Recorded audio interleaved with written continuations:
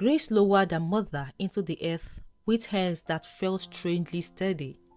Grief had numbed into weight, heavy, constant. After everyone left, she went home. The house felt hollow. She walked straight to the wardrobe, bottom drawer. Inside was a sealed envelope.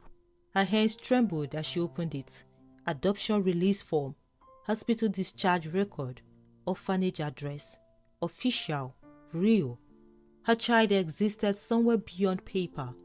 Grace sank slowly onto the floor. Memories flooded in waves. Being 16 and terrified. Her father shouting. Her mother avoiding her eyes. The long hidden month. Labor pains alone. Waking up empty. She remembered mourning that baby.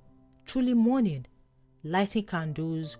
Whispering prayers. Asking why God would take her child before she even held her properly.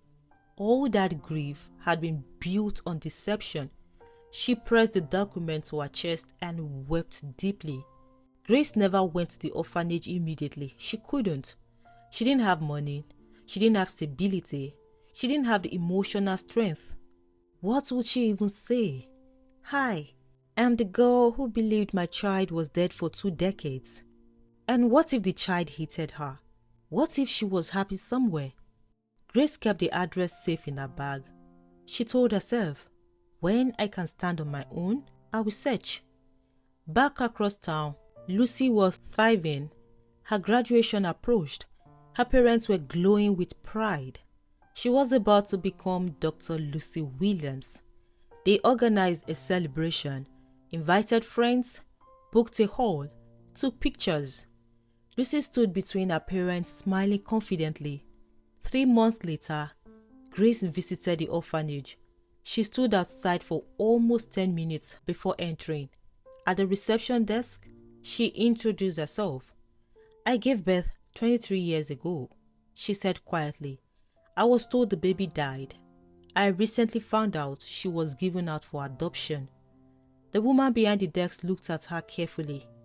What is the child's date of birth? Grace gave it. They searched records. Time moved slowly again. Finally, the woman returned. Yes, she said. A baby girl was placed for adoption that year. Grace's knees almost buckled. Is she alive? She asked. Yes. Tears fell instantly. Can you tell me where she is? The woman shook her head gently. It was a closed adoption. We are not permitted to disclose adoptive family details without legal consent from both parties. Grace swallowed. Is she well? She was adopted by a financially stable family. That was all they could say. Grace walked out with confirmation. Her daughter was alive, but she was still a stranger. Lucy moved back into her parents' house after her graduation. It was meant to be temporary, just until she decided on her next step. The accident had shaken everyone, and her parents felt better having her close again. Lucy didn't mind. It felt familiar, safe. One quiet afternoon, she went into her parents' bedroom looking for a spare charger. Her father had rushed out earlier, talking about a meeting with his lawyer, and in the hurry, he had forgotten to lock the safe properly. Lucy noticed it as she turned to leave. Just a narrow gap, barely noticeable. Lucy walked past it once, then stopped, turned back. She told herself she only wanted to close it properly. That was all. She stepped closer and gently pulled the heavy door open. Inside were neatly arranged folders, documents stacked in careful order, everything labeled, typical of a father. One file was slightly forward, as if it had been taken out and pushed back quickly. Her name was printed on the tab, Lucy, legal. She frowned slightly. Legal? She pulled it out. It was thicker than she expected. She opened it casually at first. Then, her eyes stopped moving. At the top of the first page, in bold formal print, Final Adoption Order. She blinked, read it again, slowly. Final Adoption Order. Her hands went cold. She turned the page. Her name, her date of birth, court sealed, legal declaration. Her breath caught. She flipped faster now. Signatures, stamps, official language, words she could not mistake. Adoptive parents, Mr. and Mrs. Williams. Lucy felt like the air had thinned. She sat slowly on the edge of the bed without realizing she had moved. Her eyes went back to the first page again. Final adoption order. Legal. Real. Her chest began to tighten. She pressed her palm against the paper as if the words might disappear under pressure. They didn't. She closed the file carefully, placed it back exactly where it had been, closed the safe, turned the lock gently. Then she sat down again. Her parents were not home yet. The house felt different now. Every wall, every photograph, every memory. She stared at the door waiting for the sound of their car. Her heart beating too fast. One question repeating in her mind over and over. Why didn't you tell me? And for the first time in her life, Lucy felt like a stranger inside her own story. She sat in the living room for almost an hour, not scrolling her phone, not watching TV, just sitting, waiting. The front door opened. Her mother walked in first, holding her handbag. Her father followed, still talking about something related to the meeting. They stopped when they saw Lucy sitting there. Something in her posture made them pause. Too still, too quiet. Her mother frowned gently. "Lucy, are you alright?" Lucy didn't answer immediately. She stood up slowly. Her hands were cold, but her voice came out steady. "Why didn't you tell me?" Her parents looked at each other, quick, sharp, instinctive. Her father spoke carefully. "Tell you what?" Lucy held his gaze. "I went into your room to get something," she said. "The safe was open.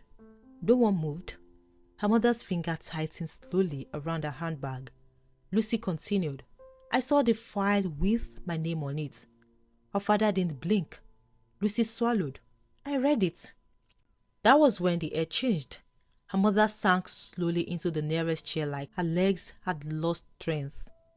Lucy's voice softened, not angry, just deeply wounded. "I was adopted?" No one answered immediately. The silence stretched long enough to feel painful. Then, her father exhaled slowly. "Yes. Your mother and I tried for many years to have a child. We couldn't. We went through treatments, surgeries, everything. After 20 years, we decided to adopt." Lucy nodded slightly, like something inside her had just confirmed what she already knew, but didn't want to believe. "How long were you going to keep that from me?" she asked quietly. Her mother spoke through trembling lips. "We didn't know how to tell you." Lucy let out a short, breathless laugh. Not amused, just overwhelmed. "So you decided not telling me at all was better?" Her father stepped closer. "We were afraid." Lucy looked up at him. "Of what?" His voice lowered. "That you will feel like we weren't really your parents." Something broke behind her eyes, but she held herself steady. "You're my parents," she said. "You raised me, you loved me. That didn't need to be hidden." Her mother covered her mouth, tears falling freely now. "We waited for the right time," she whispered. "Then the right time never came. Every year it felt harder.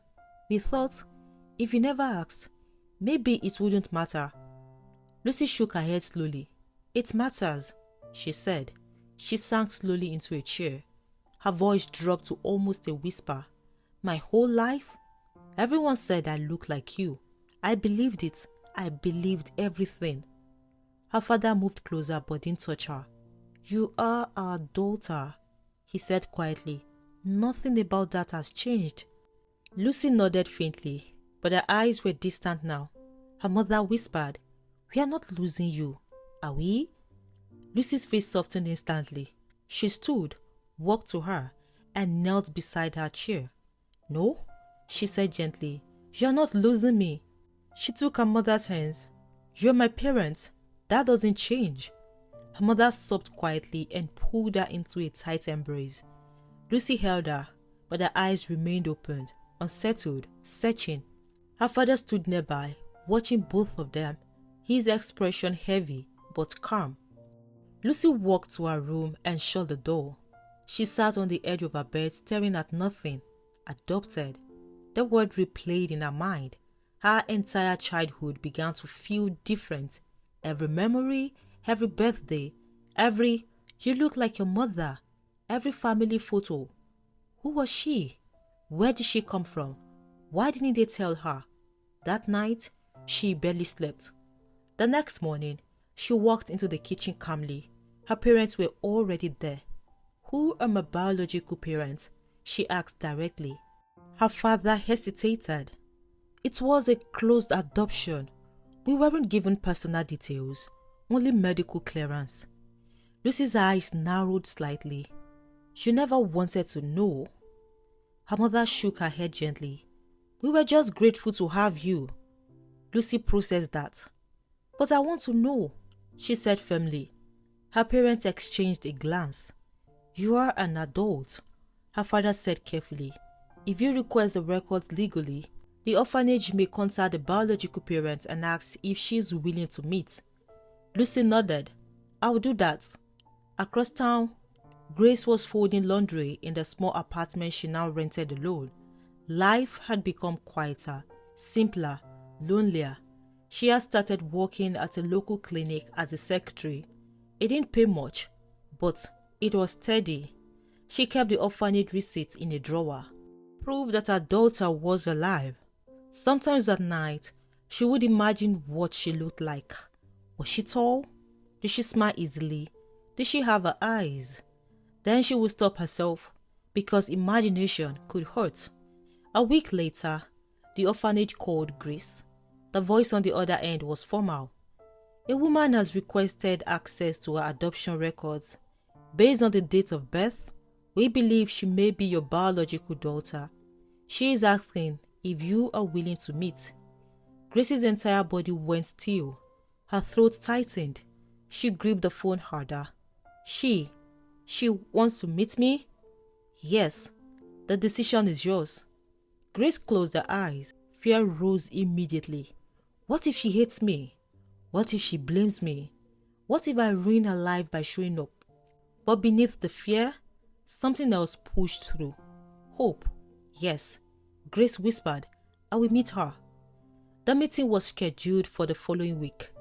Neutral location, orphanage office, no cameras, no drama, just conversation. The day of the meeting came. Grace arrived early. She wore her cleanest blouse, pressed carefully. She sat in the waiting area staring at her hands. Her palms were sweating. She kept replaying her pregnancy memory. Would she recognize her? Would she see herself in her? What if she didn't? A staff member approached. "She's here." Grace stood up. Her knees felt weak. They led her into a small office. She sat. The door opened again. Lucy walked in. For 2 full seconds, neither moved. Neither breathed. Recognition did not hit immediately. It unfolded, slowly. Lucy looked at the woman sitting across from her. Then her eyes widened slightly. Grace, the former maid, the woman she slapped, the woman who had donated blood for her. Grace's lips parted. Her eyes filled instantly. Lucy felt her throat close. It wasn't dramatic. It was heavy. Memory began flashing. The burnt shirt, the raised voice, the hospital hallway, the quiet resignation. Lucy sat down slowly. The room felt too small, too quiet. "You," Lucy began, but couldn't finish. Grace looked at her carefully. "I didn't know," she said immediately. "I swear to you, I didn't know." Lucy swallowed hard. "You worked in my house," she said faintly. "Yes. And you're my biological mother?" Grace nodded slowly. Silence stretched again. Lucy's mind was racing. All the times she complained, all the times she dismissed her, all the times she looked through her like she wasn't important. And this woman had carried her for 9 months. Lucy's eyes filled. Not loud crying, just tears gathering quietly. Grace clasped her hands tightly together. "I don't expect anything," she said gently. "You have parents, good parents. I'm not here to take anything from you." Lucy shook her head slightly. I slapped you," she whispered. Grace blinked.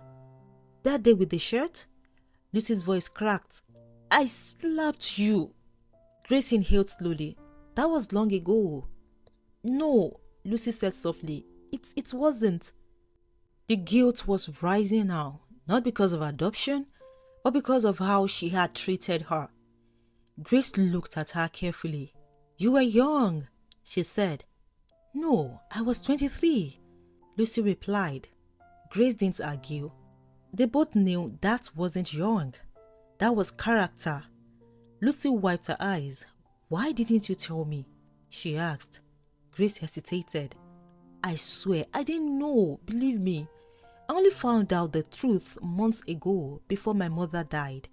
They told me my baby died when she was born. I believed it." Lucy listened quietly. "My parents gave you away," Grace continued. "I didn't choose it. I didn't know. Please, believe me." Lucy felt something shift inside her. This wasn't abandonment. It was loss on both sides. "I don't know how to feel," Lucy admitted. Grace nodded. "You don't have to decide today." Lucy took a small breath. "I need time," she said. Grace nodded immediately. "Take all the time you need." Lucy walked towards the door. Then she left. Grace remained standing there long after the door closed. Not celebrating, not devastated, just processing. Lucy didn't go home immediately after the meeting. She sat in her car for almost an hour, engine off, hands on the steering wheel, breathing slowly. Grace, her maid, her mother?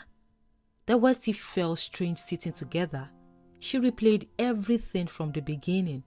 The first day Grace arrived at the apartment, the way she always kept her eyes lowered, the quiet "I am sorry," the morning of the slap, and now this. She rested her forehead against the steering wheel. "I don't know who I am," she whispered to herself. But that wasn't fully true. She knew who she had been, and that was what hurt the most. When Lucy got home, her parents were waiting. They had been watching the clock for nearly an hour. Neither of them sat properly. Her mother paced occasionally. Her father stood near the window, longer than necessary, pretending to check messages on his phone. When the door opened and Lucy walked in, both of them turned at the same time. They didn't rush her. They didn't bombard her with questions. They just looked at her. Lucy stood there quietly for a moment, studying them. The two people who had raised her, protected her, loved her without hesitation. Her chest tightened slightly. Her voice came out softer than she expected. "I met her." Her mother's lips parted slowly. Her father straightened. "What was she like?" he asked carefully. Lucy didn't answer immediately. She walked into the living room and sat down slowly, like her body felt heavier than usual. Then she looked up at them. "You don't know who she is, do you?" Her father shook his head at once. "No, we were never told. It was a closed adoption, believe us. The agency protected identities on both sides." Her mother nodded quickly. "We truly don't know." Lucy watched their face carefully. They weren't pretending. They really didn't know. Her fingers curled slightly on her lap. "It's Grace," she said quietly. Silence. Her parents blinked at her. Neither understood immediately. Lucy swallowed. "The woman who worked in my apartment," she said. "The one who took care of me. The one who resigned when her mother got sick." Recognition hit them at the same time. Mrs. Williams covered her mouth with both hands. Mr. Williams didn't move at all. For a few seconds, no one spoke. It was not shock that exploded outward. It was shock that froze everything inward. "Grace?" her mother whispered. Lucy nodded slowly. Her father sat down heavily in the nearest chair, like his knees suddenly needed support. That's not possible, he murmured, not denying, just struggling to process. Lucy spoke gently, not defensively. She didn't know either. Her parents told her the baby died. She only found out before her mother passed away. She went to the orphanage later. That's how everything connected. Her mother's eyes filled immediately. That woman, she whispered. She lived in your house. She worked for you. She cared for you. Her voice broke. And she never knew? Lucy shook her head. No. Silence filled the room again. A deeper silence this time. One filled with realization, memory, reinterpretation. Her father spoke slowly, almost to himself. She was there every day, and we never knew. Her mother sat down beside Lucy and took her hands gently. And how are you feeling? She asked. Lucy gave a small, tired breath. I don't know. And that was the truth. Not confusion, not clarity. Just too many emotions moving at once. Guilt, shock, strangeness, recognition. Her father looked at her carefully. Did she ask anything from you? He asked. Lucy shook her head immediately. No. She said she doesn't want to replace anyone. She just wants to know me. Her mother closed her eyes briefly, tears slipping down her cheeks. That must have been so hard for her. Lucy's throat tightened. Yes. Her father leaned forward slowly. And for you? Lucy hesitated, then answered honestly. I keep remembering things. What things? She swallowed.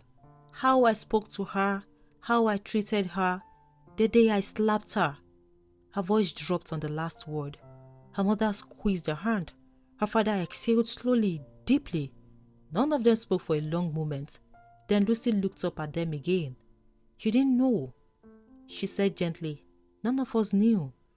Her father nodded once, but his voice was heavy when he replied. That doesn't make it easier to accept. Lucy gave a faint, sad smile. No, it doesn't. Her mother leaned forward and wrapped her arms around Lucy. You are still our daughter, she whispered. Nothing changes that. Lucy hugged her back immediately. I know, Mom. And she meant it. Her father placed his hand gently on Lucy's shoulder. We will walk through this together, he said quietly. Lucy nodded, but her eyes were distant again, because love had remained steady, but reality had shifted.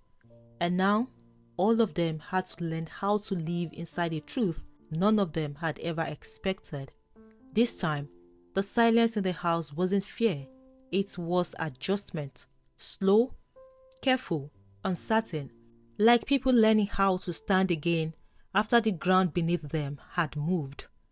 Lucy didn't call Grace immediately. Days passed. She went to work, saw patients, wrote prescription, made decision.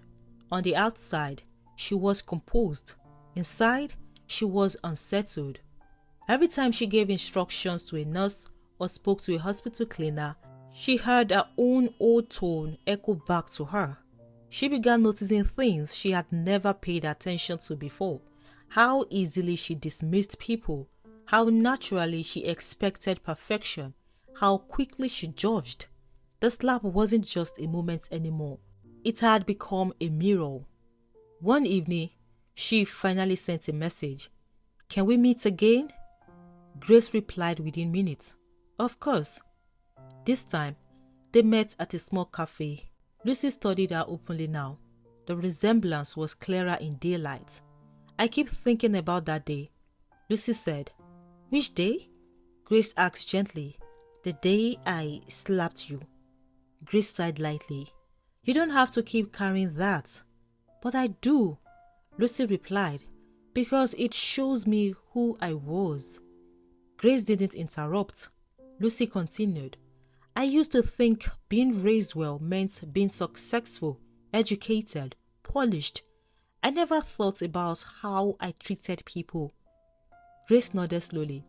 Pain teaches in ways comfort never does, she said. Lucy looked up at her. You're not angry at me? Grace gave a small smile. I lost you for 23 years. A slap cannot compete with that. Lucy swallowed hard.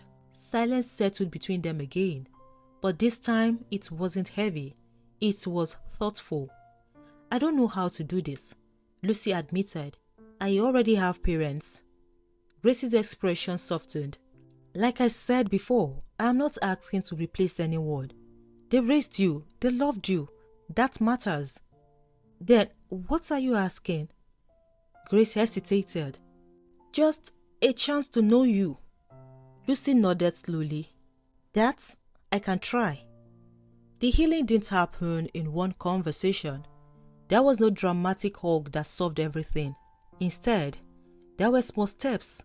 Catch up once a week, short phone calls, awkward pauses, questions asked carefully. Grace told Lucy about her teenage years, about being locked away, about waking up and being told her baby had died. Lucy listened quietly, not defensively, not angrily, just absorbing. One afternoon, Lucy asked, "Did you ever look for me?" Grace answered honestly, "I was afraid. I thought if you were happy, I might ruin that." Lucy looked down at her cup. "I wasn't unhappy," she said softly, "but I wasn't always kind." Grace reached across the table and placed her hand gently over Lucy's. Kindness can be learned. At home, Lucy also began changing in small ways. She noticed how she spoke. She paused before reacting. She apologized more easily. One evening, she told her parents, "I want you both to meet her." They exchanged a glance, not jealousy, not resistance, just uncertainty. "Are you sure?" her mother asked gently. "Yes."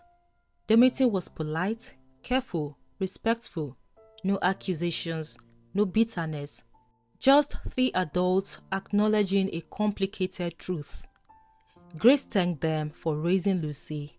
Mrs. Williams thanked Grace for giving birth to her. Mr. Williams said quietly, "We all loved her in different ways." And that was enough for that day. Months passed. Lucy didn't suddenly start calling Grace Mom. She didn't move into her apartment. She didn't change her surname. But something subtle shifted. One afternoon, Lucy visited Grace's small apartment for the first time. It was simple, clean, modest, quiet. Lucy walked slowly through the space. No luxury, no excess, just survival. She imagined Grace living here alone, working long hours. Lucy felt something tighten in her chest again. She remembered complaining about burnt toast. She remembered rolling her eyes. She remembered the slap. "I am sorry," Lucy said again, not out of guilt this time, but understanding. Grace shook her head gently. "We can't change the past." "No," Lucy agreed, "but we can choose how we move forward." Grace nodded. They sat in comfortable silence, not strangers, not fully mother and daughter, something in between. Real. As Lucy prepared to leave that evening, she paused at the door. She turned back. Grace looked up. Lucy hesitated slightly. "Can I ask you something?" "Of course." Lucy swallowed. "Would it be okay if sometimes I called you Mom?" "Not replacing anyone, just sometimes." Grace's eyes filled instantly. She nodded slowly, unable to speak. Lucy stepped forward and hugged her. Not tightly, not desperately, just long enough to say, "We are trying." And that was enough. Healing didn't come with fireworks. It came with patience, with humility, with conversations that didn't always have perfect endings. Lucy still went home to the Williams house, still called them Mom and Dad, still loved them fiercely, and sometimes, quietly, she would call Grace too. Not because blood demanded it, but because Grace, the kind that forgives, the kind that stays, had slowly rebuilt what time once broke. And the echo of that slap, it didn't disappear. It became a reminder of who she had been and who she chose to become. I hope you enjoyed the story. Please give it a like and drop a comment. I'll see you in the next one. Thanks for watching. Goodbye.